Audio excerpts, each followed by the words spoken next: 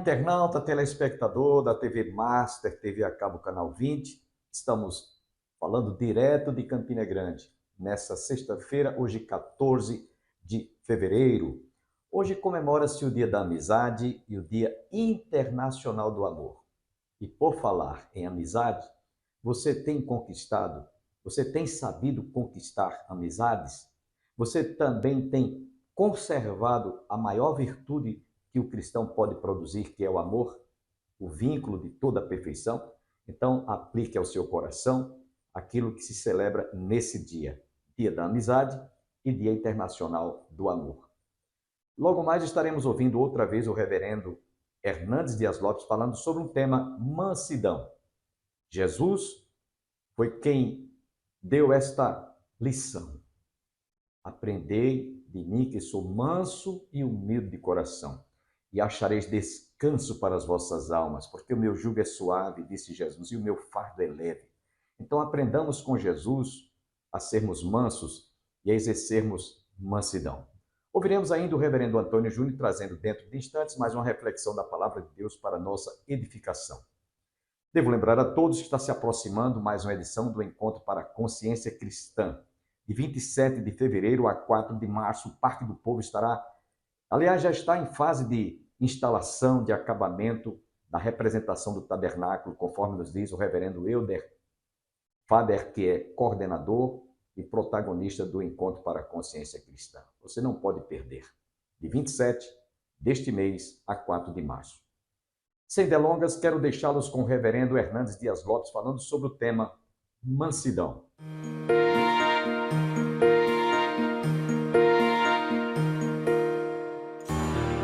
Mansidão é fruto do Espírito. Mansidão é uma virtude que parece estar desaparecendo do mapa em nossa geração. As pessoas andam estressadas, muitas delas destemperadas emocionalmente, com os nervos à flor da pele. A agressão dentro de casa, há brigas no trânsito, há intolerância nos relacionamentos. As pessoas estão, de fato, se transformando em feras selvagens na nossa sociedade. É importante entender que mansidão não é produto de uma personalidade amena ou de uma boa formação e educação familiar. Mansidão é uma obra sobrenatural do Espírito Santo em nossa vida. Ser manso não é ser frouxo. Ser manso não é ser capacho dos outros. Ser manso não é viver sem defender seus direitos. Ser manso não é apenas uma personalidade serena, fruto de uma boa educação. Ser manso é uma obra sobrenatural do Espírito Santo em sua vida. Moisés foi um grande líder que enfrentou um grande império, mas a Bíblia diz que ele era um homem manso. Jesus Cristo, Filho de Deus, que exerceu poder e autoridade sobre os demônios, sobre as enfermidades, sobre as leis da natureza, sobre a própria morte, disse: aprendei de mim, porque eu sou manso e humilde de coração. Você precisa ser manso nos seus relacionamentos familiares, lá dentro do seu trabalho, no trânsito, nas relações múltiplas da sua convivência, para que você não gere para você mesmo estresse demasiado, para que você não cause estresse na vida das outras pessoas. Deus quer que você seja uma bênção para os outros, para que a sua vida seja uma vida deleitosa e você transforme o ambiente onde você vive no melhor lugar para você viver uma vida maiúscula, superlativa e bem-aventurada.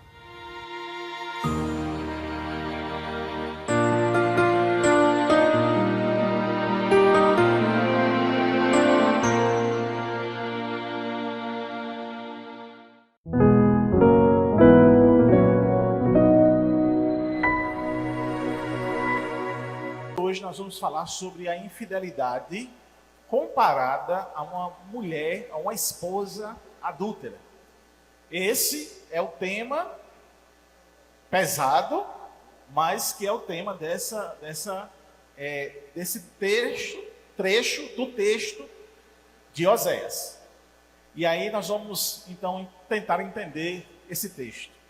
Diz assim: contendei com vossa mãe, contendei, porque ela não é minha mulher, e eu não sou o seu marido. E desvie ela as suas prostituições da sua vista e os seus adultérios de entre os seus seios, para que eu não a despoje, ficando ela nua, e a ponha como no dia que nasceu, e a faça como um deserto, e a torne como uma terra seca, e a mate a sede. E não me compadeça de seus filhos, porque são filhos de prostituições. Porque sua mãe se prostituiu, aquela que os concebeu, ouve-se torpemente. Porque diz: irei atrás de meus amantes, que me dão o meu pão e a minha água, a minha lã e o meu linho, o meu óleo e as minhas bebidas. Portanto, eis que cercarei o teu caminho com espinho e levantarei um muro de sede, para que ela não ache as suas veredas. Ela irá atrás de seus amantes, mas não os alcançará, e buscá-los-á, mas não os achará. Então dirá: ir-me-ei, tornar-me-ei a meu primeiro marido, porque melhor me ia então do que agora. Ela, pois, não reconhece que eu lhe dei o grão, e o mosto, e o azeite, e que lhe multipliquei a prata e o ouro, que eles usaram para Baal. Portanto, tornarei a tirar o meu grão a seu tempo, e o meu mosto no seu tempo determinado, e arrebatarei a minha lã e o meu linho com que cobriam a sua nudez. E agora cobrirei a sua vileza diante dos olhos dos seus amantes, e ninguém a livrará da minha mão. E farei cessar todo o seu gozo, as suas festas, as suas luas novas, e os seus sábados, e todas as suas festividades. E devastarei a sua vide e a sua figueira, de que ela diz: esta a minha paga que me deram os meus amantes. Eu, pois, farei delas um bosque, e as feras do campo as devorarão. Castigá-la-ei pelos dias dos Baalins, nos quais lhe queimou incenso, e se adornou dos seus pendentes, das suas joias, e andou atrás dos seus amantes. Para mim se esqueceu, diz o Senhor. Amém. Nós precisamos recapitular, então, a ideia principal do livro de Oséias e também entender em que momento ele escreve essa profecia. E Oséias, então, ministrou durante o reinado de Jeroboão II, em um período de Israel, o reino do norte, muito próspero, mas que em contrapartida havia um declínio espiritual, uma decadência espiritual. E mostra então o perigo do coração do homem, que se perde muitas vezes pelo que vê, pelo que vive. E aqui em Oséias, mais uma vez, é exposto isso.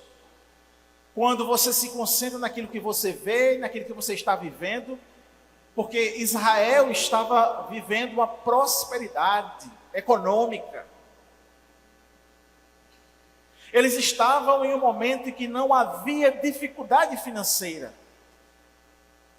Porém, por não passarem por dificuldades financeiras, eles esqueceram de quem fez eles prosperarem. Por isso que eu estou dizendo que o nosso coração se engana naquilo que a gente vê e naquilo que a gente vive. Às vezes nós pensamos que estamos prosperando financeiramente por causa do governo que nós estamos vivendo. Por causa da mina de ouro que foi achada, do poço de petróleo que foi achado. E nós esquecemos de que tudo, absolutamente tudo, é Deus que provém nas nossas vidas. Então, eles estavam em um momento que não havia dificuldade financeira, porém, eles esqueceram de Deus. E a prova do distanciamento de Deus era justamente as suas práticas espirituais totalmente longe daquilo que havia Deus estabelecido em sua palavra. Israel havia se afastado de Deus, adorando ídolos e rompendo a aliança com o seu Senhor. E o casamento então de Oséias com Gomer vai servir como uma metáfora dessa relação rompida. E Deus vai usar desse cotidiano para comunicar verdades espirituais. E aí nós não podemos ignorar que Deus fala pela sua palavra, amém? Mas Ele também nos ensina através das circunstâncias que nós enfrentamos. Isso faz nos entender então que tudo aquilo que nós passamos nas nossas vidas é didático, é pedagógico. E se nós estamos na presença de Deus, nós temos que aprender nessas circunstâncias, porque Deus também vai nos ensinar. E aqui a prova disso é que essa relação de Oséias, marido fiel, com Gomer, uma mulher infiel, esse cotidiano vai ensinar verdades espirituais eternas. Deus, então, Ele não apenas fala por palavras, mas também Ele utiliza a linguagem das experiências para gravar a sua mensagem em nossos corações. É tanto, irmãos, que vez por outra, quando nós vamos falar, testemunhar de alguma coisa, a gente sempre traz junto ao testemunho o quê? Lições que nós aprendemos. Amém? Na maioria das vezes, a lição que nós aprendemos é sobre fé, sobre confiança. Porque na maioria das vezes que nós testemunhamos de coisas que nós passamos, são dificuldades, tempestades que nós enfrentamos, e aí nós aprendemos a fé, a confiar mais em Deus. Então as experiências fazem com que grave a mensagem de Deus em nossos corações. E aí o Senhor ordena a Oséias que se casasse com uma mulher que ele sabia que seria infiel. Porém, essa relação não era apenas para colocar o profeta em uma situação difícil, mas de modo a simbolizar a relação entre Deus e o povo de Israel. No livro de Oséias, nós encontramos então esse paralelo direto entre a vida do profeta e a infidelidade do povo israelita. A relação de Oséias com Gomer, então, torna-se uma representação da relação de Deus com o povo.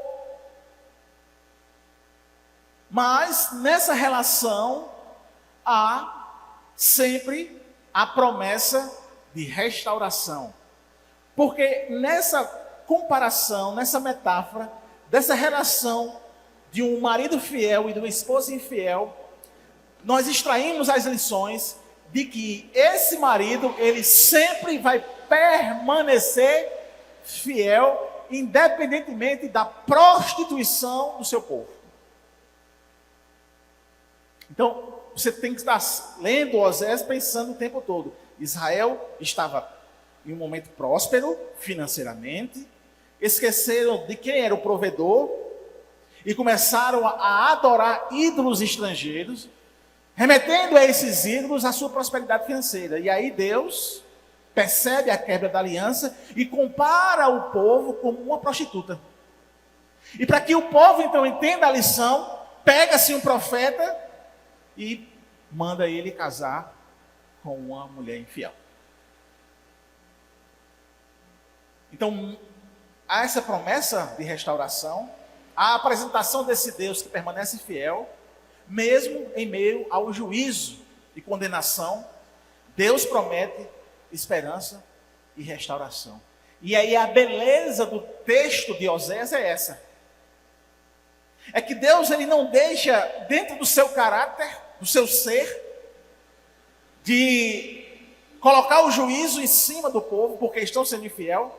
Entretanto, ele se mostra gracioso, misericordioso, com a intenção de restaurar essa mulher infiel.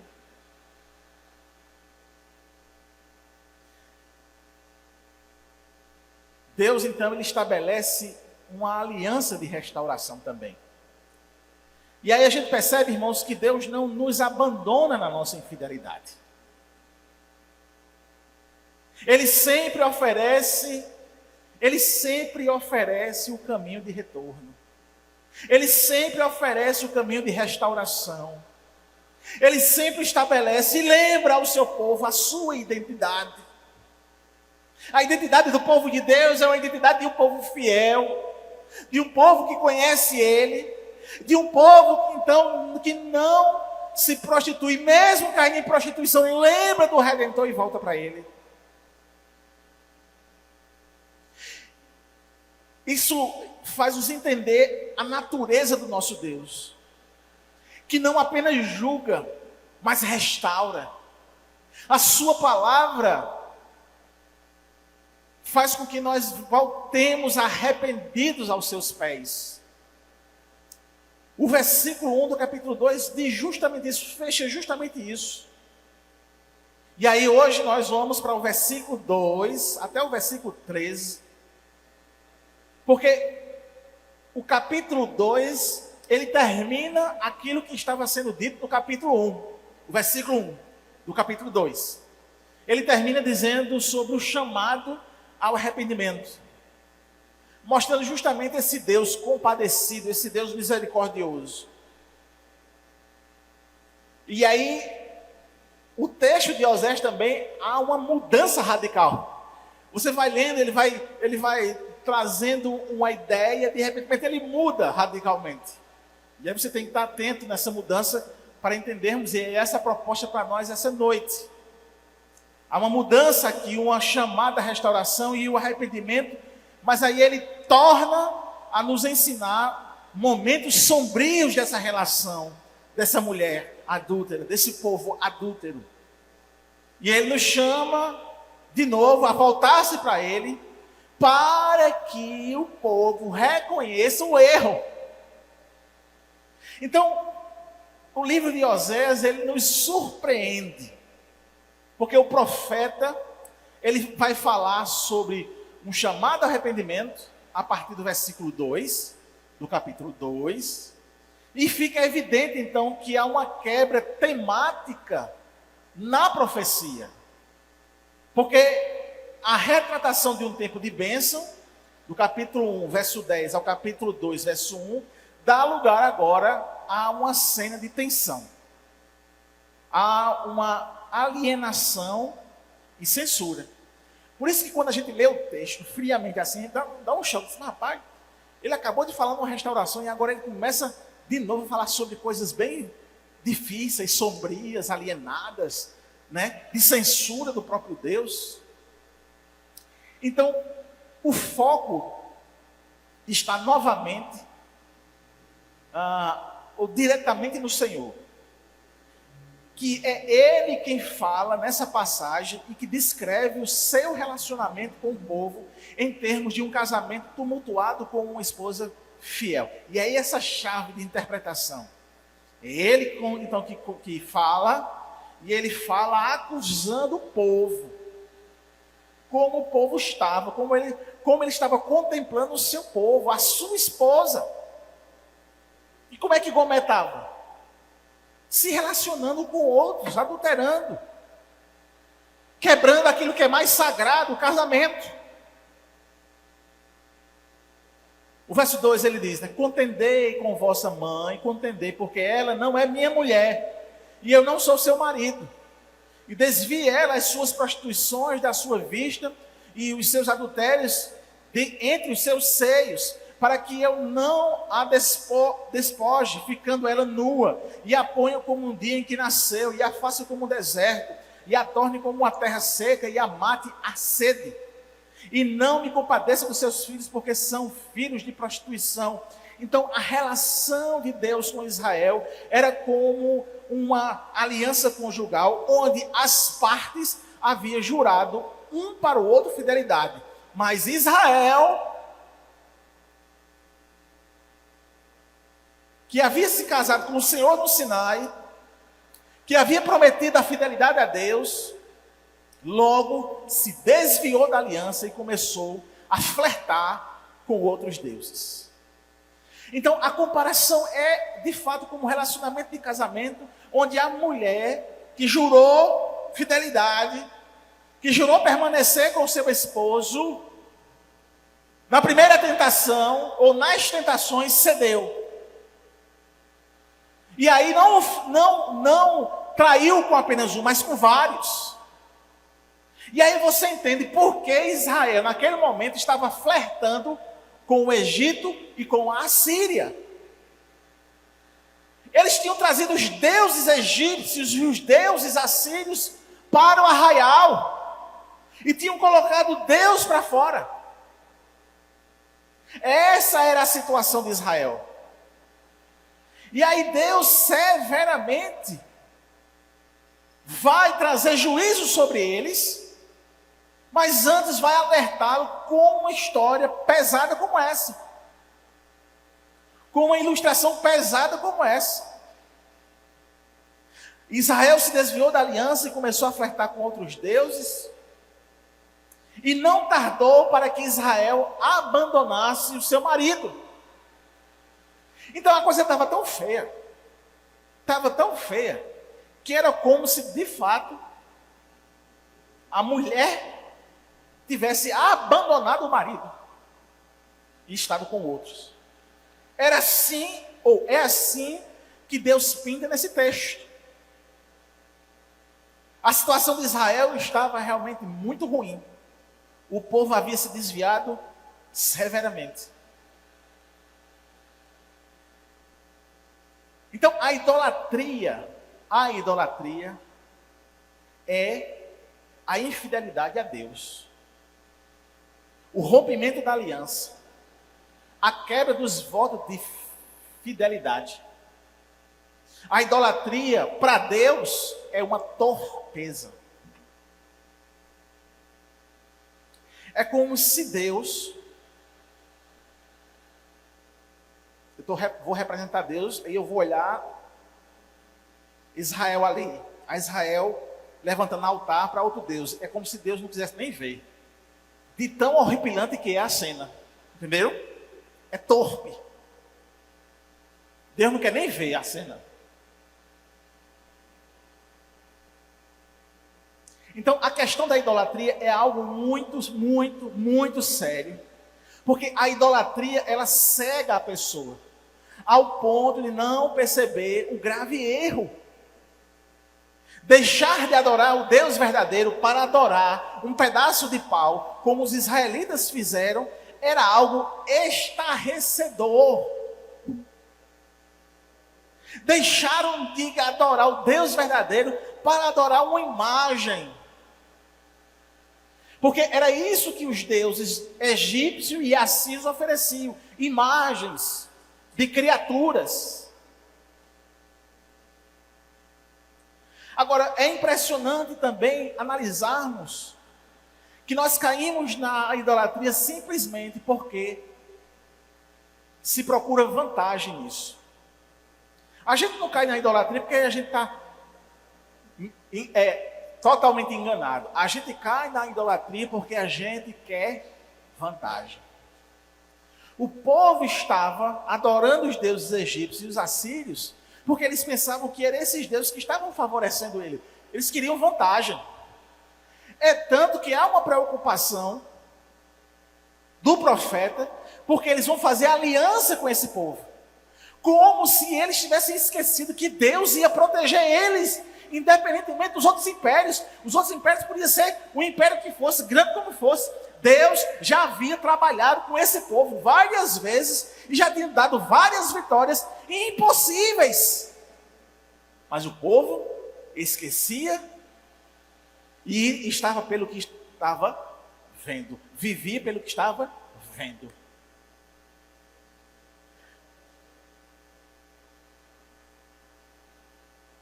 Os amantes, então, ao qual aqui o texto vai falar, são os ídolos na cabeça da mulher infiel.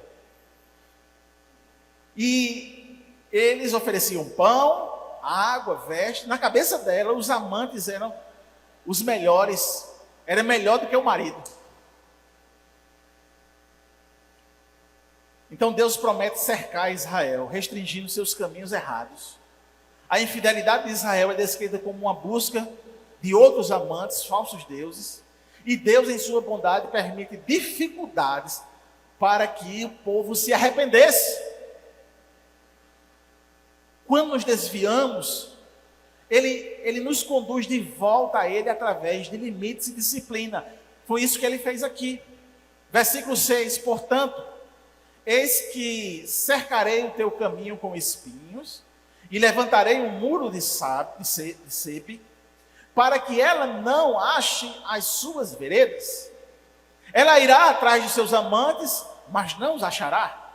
Alcançará, e buscá-los-á, mas não os achará.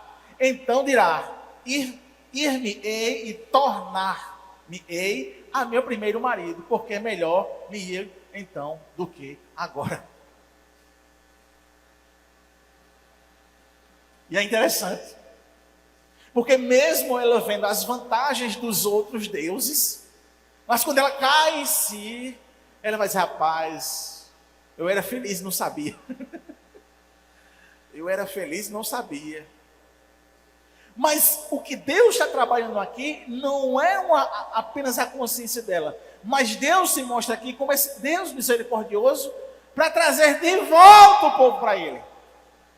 Então Deus é esse Deus completo, meus irmãos, que mesmo diante da nossa infidelidade, Ele permanece fiel, e a sua fidelidade faz com que o infiel volte, aleluia!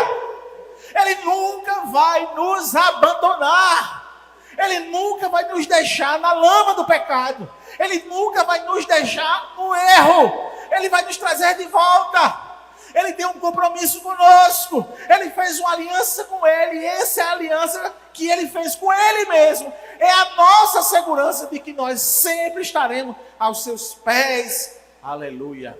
Lamentamos porque o nosso tempo acabou, mas nesses instantes finais eu quero participar a todos os nossos amigos internautas, telespectadores que residem em Campina Grande, desejarem fazer-nos uma visita à Igreja Evangélica Congregacional do Calvário. Está situada às margens do Açude Velho, confluência com o Parque da Criança. Faça-nos uma visita nesse domingo. Nós temos a EBD, Escola Bíblica Dominical, de 9 às 11 da manhã, às 18 horas às 20 horas, culto divino. Você também poderá participar das reuniões durante a semana, às terças-feiras, culto de oração pela família. Às quintas-feiras, estudo bíblico. Estamos realizando o estudo sobre o livro do profeta Oséias. Portanto, prestigie, faça-nos uma visita e você será rica e abundantemente abençoado. Estamos agradecidos a todos quantos estiveram conosco.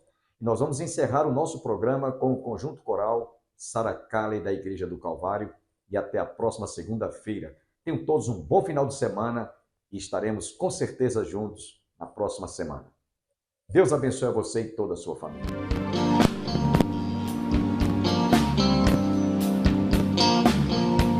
Desatem os lábios e falem de Cristo. Proclame a esperança que Cristo vos deu. O amor tão profundo que veio salvar-vos. Foi Deus quem vos terá fim. Olhem com amor a todo perdido. Mostrem que Jesus é a solução. Diz pra teu irmão, Jesus te ama. Ele é a luz, a vida e o perdão.